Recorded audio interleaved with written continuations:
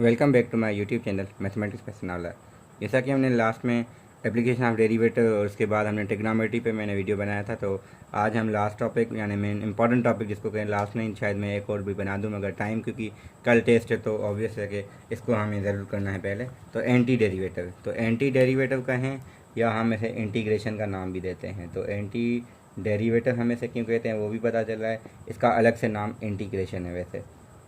तो हम anti derivative से क्यों कहते हैं, क्योंकि ये डेरिवेटिव का रिवर्स प्रोसेस है। तो अगर हम ये कहते हैं कि अगर एक फंक्शन है स्मॉल एफ ऑफ एक्स, तो कैपिटल एफ ऑफ एक्स हमारा उसका एंटी डेरिवेटिव क्यों कहलाता है, क्योंकि जब हम कैपिटल एफ डेरिवेटिव लेंगे तो हमारे पास स्मॉल एफ आ जाएगा। सिंपली क्या है, अगर आपके पास एक्स स्क्वायर अपॉन 2 है तो आपने क्या किया है कि अगर इसका हम डेरिवेटिव लें तो क्या होगा, अगर ये हम कैपिटल एफ ऑफ एक्स ले रहे हैं, इसका डेरिवेटिव होगा f derivative of x is equal to x divide by 2, क्योंकि वो सही है, 2 ख़त्म होकर एक्स आ जाएगा, क्योंकि ये इसका एंटी डेरिवेटिव है।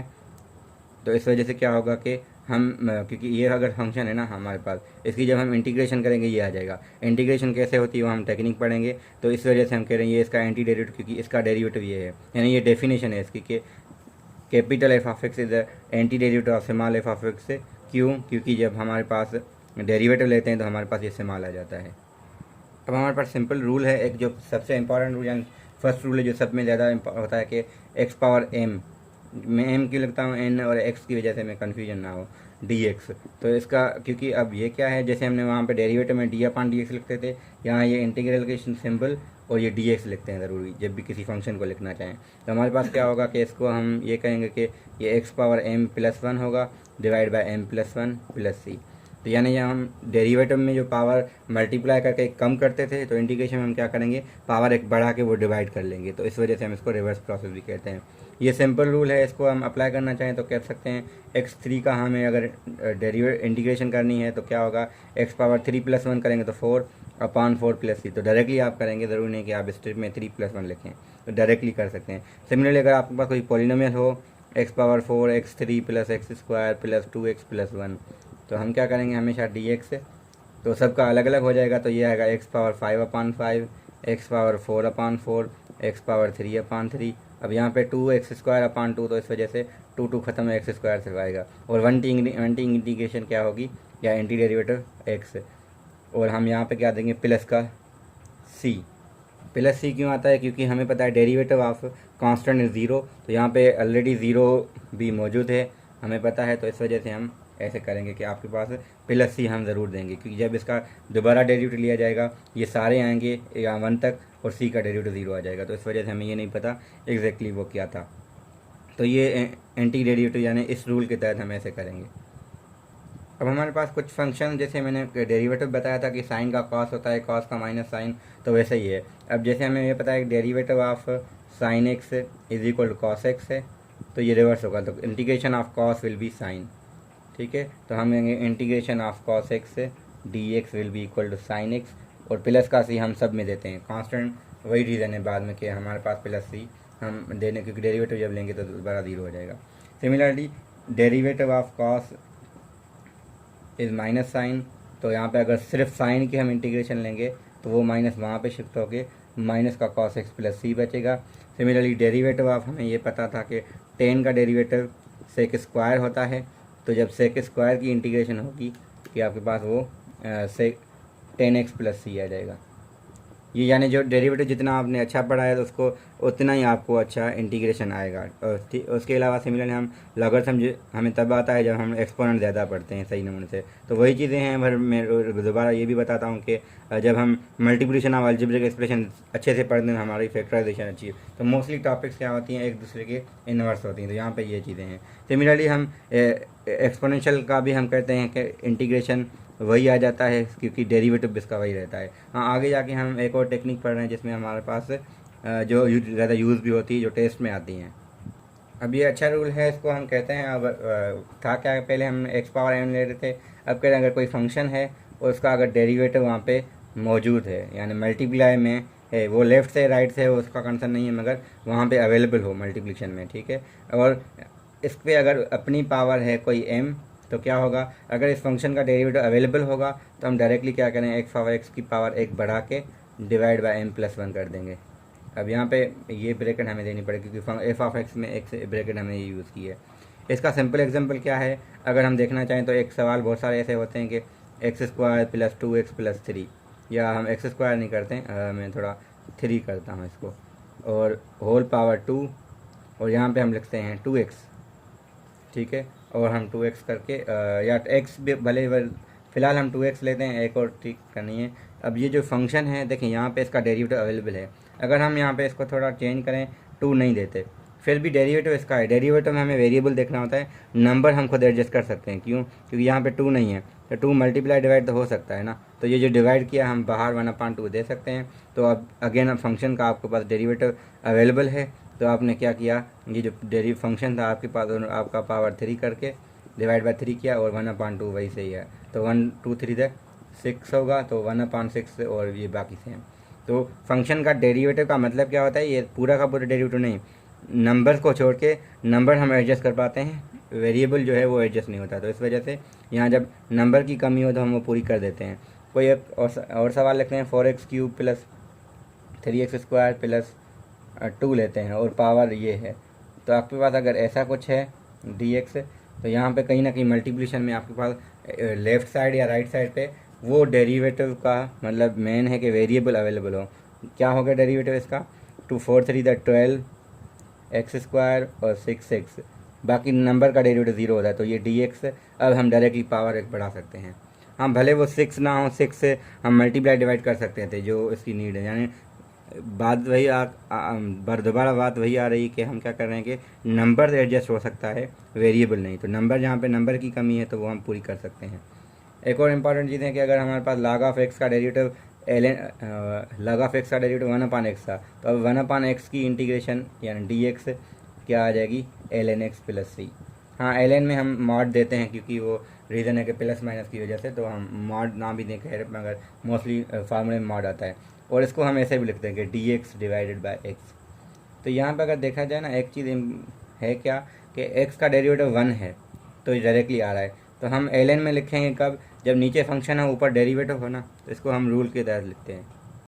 अब मैं ये कहना चाह रहा था कि अगर हमारे पास फंक्शन नीचे पड़ा हुआ है और ऊपर उसका डेरिवेटिव अवेलेबल है, यानी डेरिवेटिव का मतलब हमेशा क्या होगा, या उसके वेरिएबल पूरे हों, नंबर हम एडजस्ट कर पाएंगे हमेशा। तो इसमें क्या होगा, इसकी इंटीग्रेशन जाएगी simply ln x plus C, sorry ln of f of x plus C. ln क्यों, क्योंकि 1/, है। अब अगर हम इसको यू सब्स्टिट्यूशन हम करते हैं, मगर मैं यू सब्स्टिट्यूशन से आपको बचाने के लिए और ट्रिक्स बता रहा हूँ, जैसे मैंने कंपोजिशन का भी हम करेंगे। अब यू सब्स्टिट्यूशन यहाँ पे इस्तेमाल होगी, ये नहीं है कि वहाँ पे अगर हमारे पास ऐसा कुछ है कि अगर साइन 2x की हमें इंटीग्रेशन चाहिए ना dx, तो इसमें हमें क्या चाहिए, ये कंपोजिट फंक्शन है, तो इसमें हम यू सब्स्टिट्यूशन अप्लाई करते हैं। मगर मैं यू सब्स्टिट्यूशन से बचाने के लिए आपको एक ट्रिक बता रहा हूँ, इन यानी कंपोजिट फंक्शन के जैसे हमने डेरिवेटिव किया था तो हम इसकी इंटीग्रेशन भी कर सकते हैं। मेरे एक स्टूडेंट ने मुझे क्वेश्चन भेजा था, वो अच्छा क्वेश्चन था, इंटीग्रेशन का इसी टाइप का था, तो मुझे याद है कि मैं वो इसीलिए जो हमने एलियन वाला किया ना अभी, वो उस टाइप का था। तो वहाँ पे कुछ ऐसा था, एग्जैक्टली मुझे याद नहीं है क्योंकि मैं स्क्रीन शेयर नहीं करता, रिकॉर्डिंग ऑन है, तो वरना मैं कर देता 4x³ for example 3x² plus 2x plus 1 की पावर हमें नहीं दी गई थी कुछ भी, डिवाइड में था x² प्लस 2x या कुछ ऐसा ऐसा कोई था कि फंक्शन का डेरिवेटिव ऊपर था, ठीक है। तो फंक्शन हमारे पास क्या है जिसका ये डेरिवेटिव हो। फॉर एग्जांपल मैं ऐसे करता हूँ कि यहाँ पे मैं लिखता हूँ कि x³ प्लस 3x² प्लस का 2x प्लस 1, इसका पूरे का डेरिवेटिव क्या होगा, 3x² प्लस 6x प्लस 2, और यहाँ पे dx दे दिया। तो इसकी इंटीग्रेशन क्या होगी, अब उन्होंने ऑप्शन बताए क्या दिए थे, अच्छे खासे दिए थे कि वो एक ln इसमें रखा था, एक ln में ये रखा था। तो जब भी देखें जो नीचे फंक्शन है, क्योंकि हम इसमें ये चीज़ अप्लाई करें, नीचे फंक्शन है ऊपर इसका डेरिवेटिव है और dx है, तब वो ln f ऑफ x होगा। तो ln f ऑफ x की आएगी। जब भी फंक्शन का डेरिवेटिव नीचे कभी भी हो वो अवेलेबल, उसका फ़ायदा नहीं है कोई भी।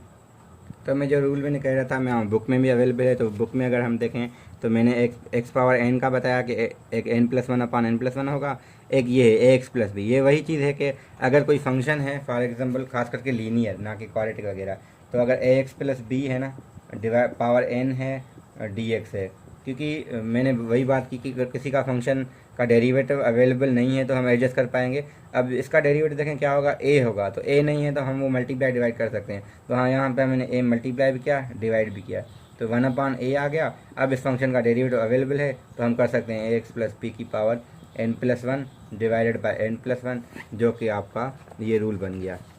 ठीक है, तो इसमें और कुछ नहीं हुआ कि इसका जो डेरिवेटिव था ना ए, उन्होंने वो यहाँ पे डिवाइड कर लिया है। वो क्यों किया है, अगर हम एडजस्ट करना चाहें भी कर सकते हैं, या जो नंबर जो नहीं होता हम वो डिवाइड में दे देते हैं एक्स्ट्रा। तो इसमें जो रूल आपको इजी लगे वो आप करें, मगर मुझे बताना था। अब हमने ये भी किया है कि फंक्शन है और उसका डेरिवेटिव अगर अवेलेबल है मल्टीप्लाई में तो हम उसको कर सकते हैं। तो ये जो लिखा है f(x) की पावर n हो और f डेरिवेटिव हो तो उसका हम ये रूल अप्लाई करते हैं जो हमने किया है। तो और भी चीज़ें हैं जो इसमें ज़्यादा एक्स्ट्रा हैं, वो हमें काम की नहीं है। अब टेबल ज़रूर से, ये टेबल पे जो भी आपको दिए गए हैं फंक्शन रूल्स वो देख लिया जाता है। मतलब ये जो लिखे हैं एक टेबल बनाई गई है बुक में, ये पुराना बुक है मगर नए बुक में भी ऐसी टेबल बनी हुई है। सिमिलरली चैप्टर का सिर्फ नाम चेंज है, बाकी सेम है, तो हम इनमें कर सकते हैं। अब हम आते हैं मेन सब्स्टिट्यूशन मेथड पे, क्योंकि वो इम्पॉर्टेंट है और वीडियो पहले से ही ज़्यादा लेंदी हो गई है। तो इंटीग्रेशन बाय सब्स्टिट्यूशन कैसे होगी, अगर हमें इंटीग्रेशन चाहिए, खास करके अब देखिए पावर फंक्शन में तो हम कर पा रहे हैं ना हर किसी में, कि फंक्शन हो उसका डेरिवेटिव अवेलेबल हो। तो अगर हमारे पास sin 2x है तो इसमें भी हम कर सकते हैं। तो अब यू सब्स्टिट्यूशन से में बचने के लिए मैंने कहा कि अब यहाँ पे क्या है, साइन की तो इंटीग्रेशन हमें पता है, मगर 2x का जो डेरिवेटिव है वो यहाँ मल्टीप्लाई होना चाहिए, यानी मल्टीप्लिकेशन में होना चाहिए। तो हम क्या करते हैं, इसका ट्रिक ये है, साइन लिखा सेम रखा, साइन का डेरिवेटिव इंटीग्रेशन क्या आती है, माइनस की cos x, ठीक है। और x है तो एंगल जो है वो सेम रखेंगे, अंदर वाले का डेरिवेटिव डिवाइड करते हैं। जैसे चेन रूल में हम क्या करते थे, साइन का डेरिवेटिव cos लेके अब अंडर वाले का डेरिवेटिव मल्टीप्लाई करते थे। यहाँ पे क्या करेंगे, वो डिवाइड कर देंगे, आपकी सब्स्टिट्यूशन मेथड हो गई। तो बाद में वही आता है आंसर, आपका पहले ही आ जाएगा। अगर इसको और समझने के लिए हमारे पास e⁻2x+3 है ना, जैसे अब इसकी हमें इंटीग्रेशन चाहिए, हमें पता है e की सेम आ जाती है हमेशा। अब जो e की पावर में है उसका जो डेरिवेटिव है वो क्या होगा 2, तो वो 2 इससे डिवाइड करें, ना कि c से हमें कभी भी नहीं करना होता। तो ये ट्रिक अच्छी है कि आप सब्स्टिट्यूशन मेथड से बचने के लिए हम ये कर सकते हैं, क्योंकि सब्स्टिट्यूशन मेथड कब अप्लाई होता है, जब कंपोजिट फंक्शन होते हैं। तो हम ऐसे करते हैं, एक्सरसाइज से सवाल उठाते हैं, फिर मैं अपनी ट्रिक ये अप्लाई करूँगा। ये तो वही है, देखें ये फंक्शन है, उसका डेरिवेटिव अवेलेबल है, तो ये पूरा क्या हो जाएगा आपका, जैसे हम e⁻x में करते हैं ना, e⁻x की इंटीग्रेशन e⁻x आ जाती है, मगर जब a⁻x का भी हमने डेरिवेटिव भी करा उसमें ln मल्टीप्लाई होता है। यहाँ क्या होगी, इंटीग्रेशन dx से a⁻x आएगा, मगर डिवाइड में ln a आएगा प्लस का c। एक्चुअल में यहाँ भी ln e आता है, मगर ln e हम 1 लेते हैं, इस वजह से नहीं लिखते, वरना यहाँ भी आ जाता। जहाँ पे कोई भी बेस अलग होगा, e के अलावा होगा, वो आ जाएगा डिवाइड में। अगर हम 2⁻x की इंटीग्रेशन चाह रहे हैं तो हमारे पास क्या होगा, 2⁻x अपॉन ln2 प्लस का c। तो हम सारे ऐसे कर सकते हैं। तो जो हमने डेरिवेटिव में किए हैं, जो डेरिवेटिव अगर इसका हमारे पास इसका डेरिवेटिव ये आता था तो इसकी इंटीग्रेशन ये आ जाएगी। फ़र्क क्या है, प्लस का c एक्स्ट्रा आएगा, ठीक है। तो जो चीज़ें हम डेरिवेटिव में करें, अब हमने अच्छा ये चीज़ें नहीं लिखी थी, अब मैं भूल गया था कि इनवर्स ट्रिग्नोमेट्रिक फंक्शंस के डेरिवेटिव, तो वो मैं कोशिश कर रहा हूँ एक और वीडियो इसके बाद ही अपलोड कर दूंगा जल्दी से, मगर ये जब पूरा हो जाए इंटीग्रेशन का, क्योंकि इंटीग्रेशन का अपलोड होगा तो ये मैं बना लूँगा, जिसमें मैंने इनवर्स ट्रिग्नोमेट्रिक फंक्शंस का बनाऊँगा और इसके अलावा जो चीज़ें रहती हैं हम वो कर लेंगे।